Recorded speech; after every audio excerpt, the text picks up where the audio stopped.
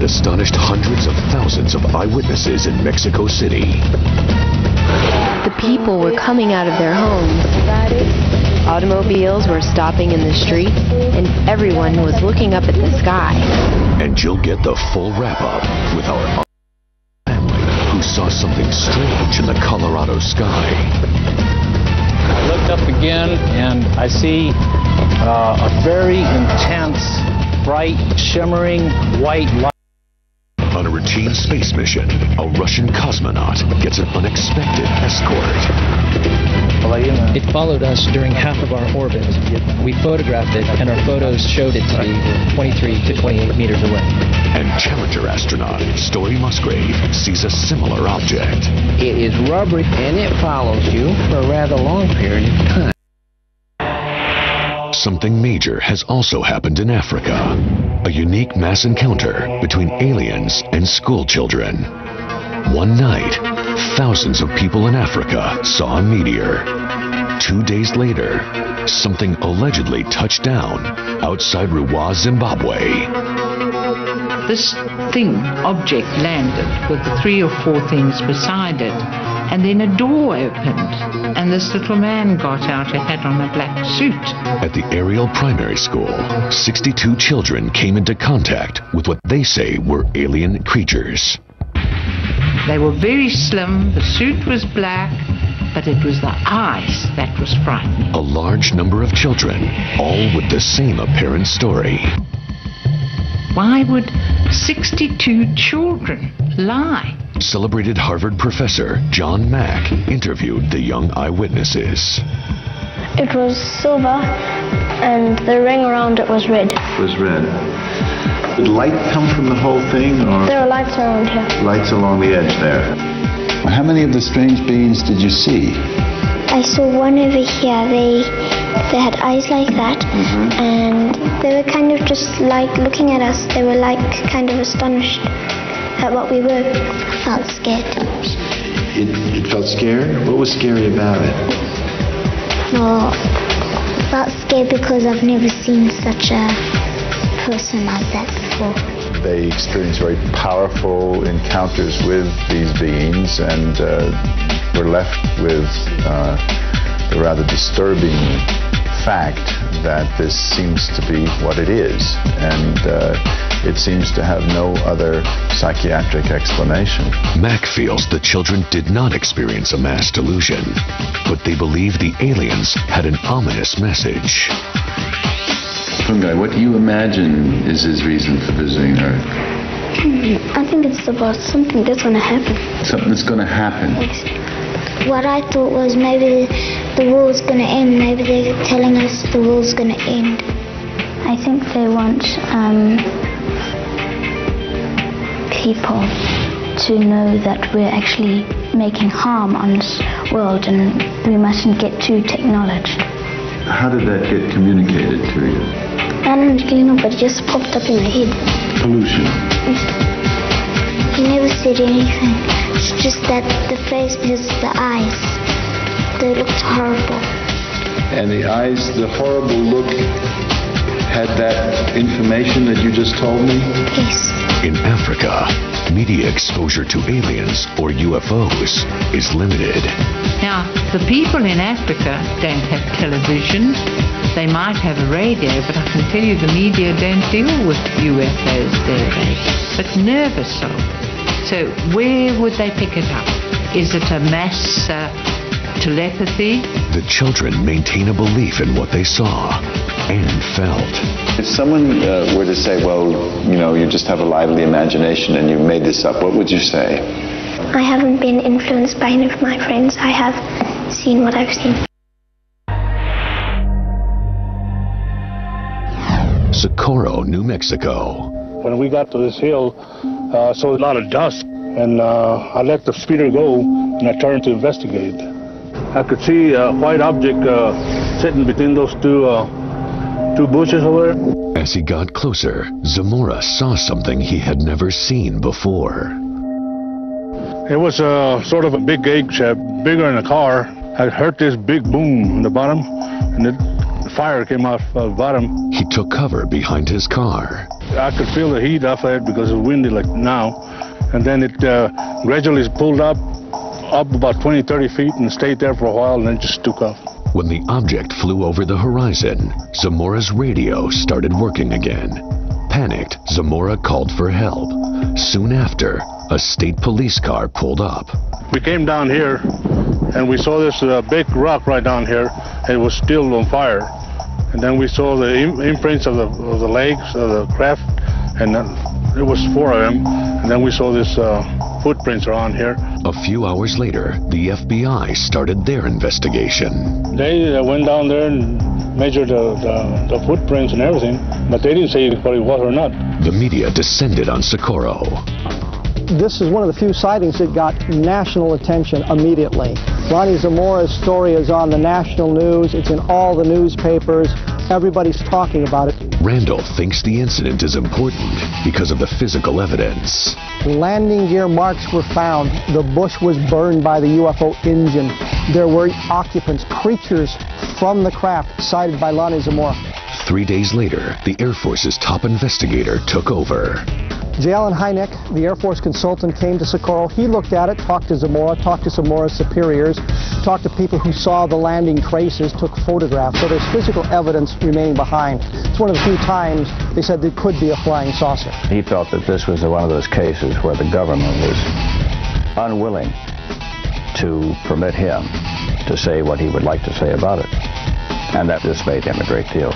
According to Timmerman, Hynek felt this was one of the most important cases he'd ever seen. The main reason, Loni Zamora. Loni Zamora is very credible. He's a police officer. He has nothing to gain by telling the story. There's no question that Loni Zamora saw something unusual on the ground. They say that they don't know what it was. Later, the Air Force explained they had been testing an unmanned lunar lander called Surveyor, and that's what Zamora saw. The Air Force explanation simply doesn't work because they have no documentation to place the lunar lander in that portion of New Mexico at that time. It does not match Zamora's description. I think if Dr. Hynek were here today and saw this new documentation available to report that the Air Force says it was a lunar lander, if anything, that landed near Socorro, I think he'd say that this is the government trying to do its fancy little dance. But the test craft could not fly. It was dropped from a tower. And why would the Air Force test a top-secret vehicle near a populated area? The Air Force completed their UFO investigation, said they had nothing more to say on it, and yet now they're coming out this year providing us with new explanations for old sightings. I have no idea why they're doing it, but I find it highly significant.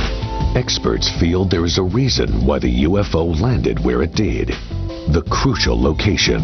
It is between the Los Alamos National Laboratory, the White Sands Missile Range. The Very Large Array radio telescope is 50 or 60 miles to the west. This makes it a perfect place for them to come to observe our steps into space and what our science is doing. Timmerman says that Hynek figured out the Air Force was covering up the incident. He was being used. Dr. Hynek saw this and it was very obvious to him that what Loni Zamora was saying in the depths of his honesty was not what the military was saying in their attempt to explain it. An ordinary football game, but when he focused on the sunset, he recorded something not just beautiful, but extraordinary. With an alarming number of sightings. Kanazawa, Japan. This is tape of an extremely rare incident. A daytime UFO. The object descends, then accelerates away. Watch carefully. The camera zooms in. Check out the shape of the craft. It's the classic shape of a flying saucer. On my property, I've seen lots of bright flames. They were not like spreading fires. They were more individual flames going extremely high and a lot of smoke. I saw this bright light. Right on top of it was like a beak, and it was blue light pulsing, and it had a light right on the bottom and a light right in the middle of it. And I've seen a ship just coming down over the tree and going very closer to the flames. That night was a very traumatic night for me. I can always remember that night. It will never be. Extraterrestrial autopsies at a top secret base. One of the most interesting discoveries, I think, has to be the alleged alien jawbone that we have. The object seemed to be more advanced than anything in the military's arsenal.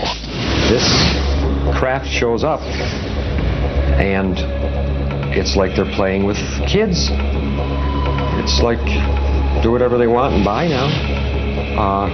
That's scary. It seemed to move in whichever direction it wanted to go whenever it wanted to, contrary to any aircraft that I've seen in the past. In my first look at that tape, I said, wow. And I continue to say, wow. There are only three things that could be on that tape. One is a very elaborate and very expensive hoax. I don't think that's what we're seeing. The second is some kind of a black project, a secret project that has some very unusual aerodynamic characteristics.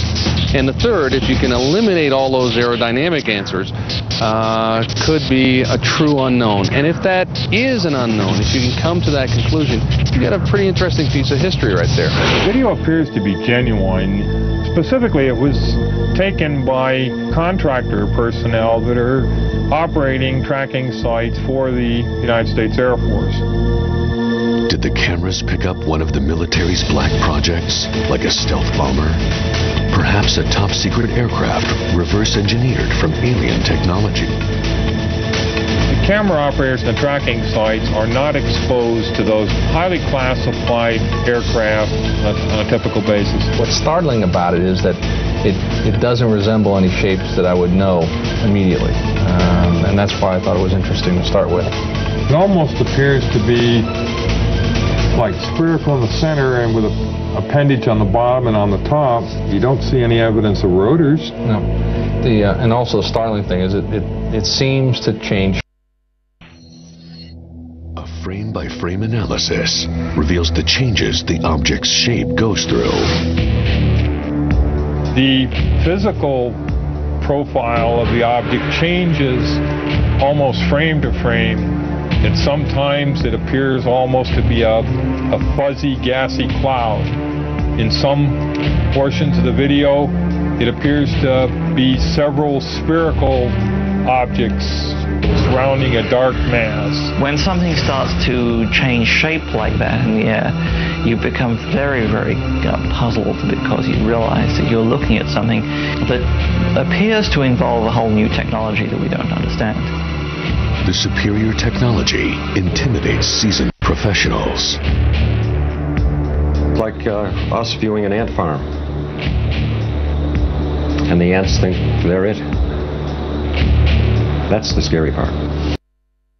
I've never seen anything like this in my life. From the film footage I have seen, there appears to be some type of intelligence behind the phenomena. They represent a true enigma, deserving of scientific scrutiny. The Escamilla video is an excellent cross-section of the kinds of things that I see on video. Delatoso analyzed the Escamilla tapes and discovered something very unusual. What we find, you'll see, is that the object comes right in front of this telephone pole and then moves right up here and over top of the wires and out of the frame. Now, in calculating this distance from where it comes in over the trees and by analyzing the edges and going up over the poles, it's about 900 yards. And in that period of time, it's moving well over 3,000 miles an hour. In a letter to the UN, Cooper laid out his opinion on UFOs. I would like to think that they're going to really release all the information. Cooper believes we are not alone. No, I've always felt that there are a lot of other planets that have life on. With all those numbers of potentially habitable planets out there, I think we're kind of vain to think that God would habitate only one of them.